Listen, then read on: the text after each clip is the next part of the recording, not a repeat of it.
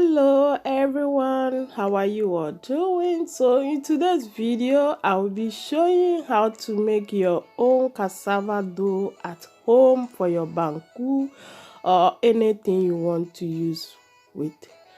So without wasting time, let's get started. So here I have my cassava and I'm using 3 cassavas.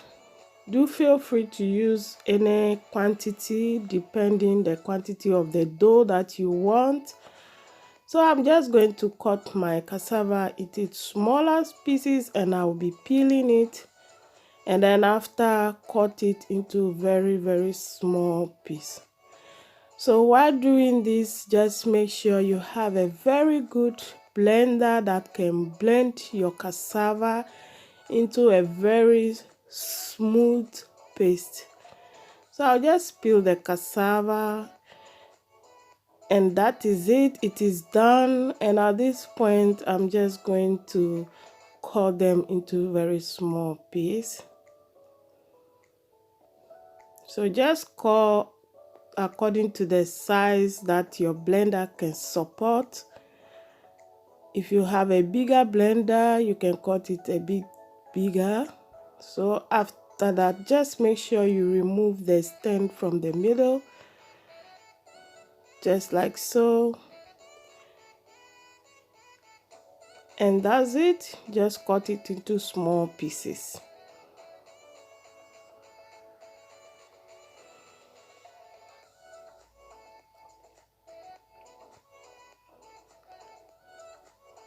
So after I'm done cutting this, I'm just going to wash them in a cold water before I blend.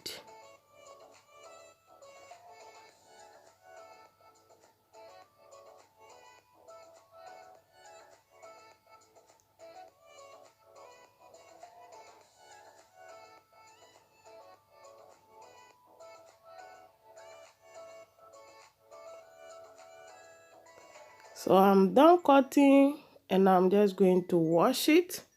Making cassava dough is very easy to do, and you can always do your own thing at home, especially when you are abroad and you feel like eating your homemade food. Just do it at home. It's very easy. So I'm done washing the cassava now, and I just added some water to my blender and I'm adding in the cassava, and I'm going to blend it into a very smooth paste. Make sure it is well blended, very smooth.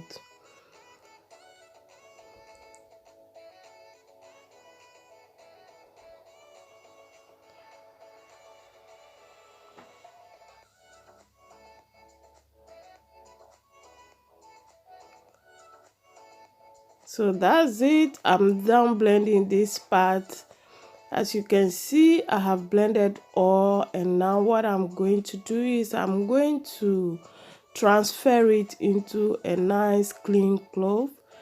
If you have a cheesecloth, you can also use it, or you use any scarf that you think it will be easy for the water to drain out. You can also use it.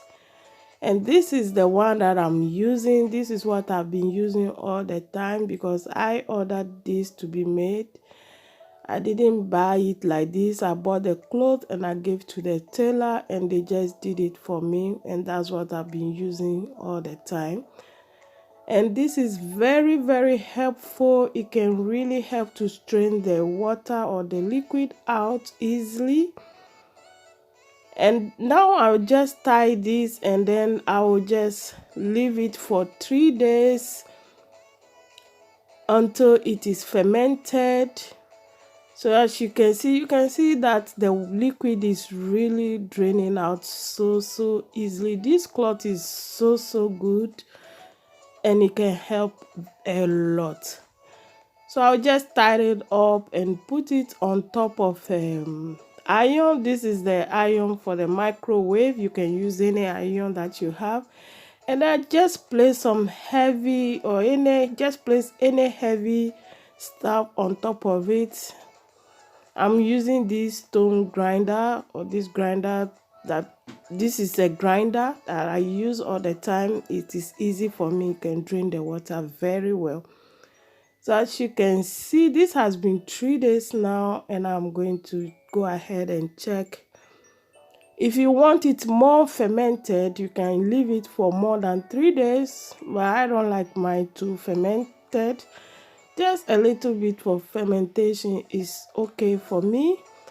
And you can practically use this cassava dough to make gari, fry your gari, use it for your fufu, use it for banku, use it for anything that you want to use it for. You can also make your agbeli kanklo, anything. And you can see it's very, very smooth and dry. The liquid really drain out very, very well. So I hope you guys find this interesting and helpful. Please do not forget to subscribe, share, comment. And to all my subscribers, I want to say a very big thank you for your support. I really appreciate all of you that have been supporting me.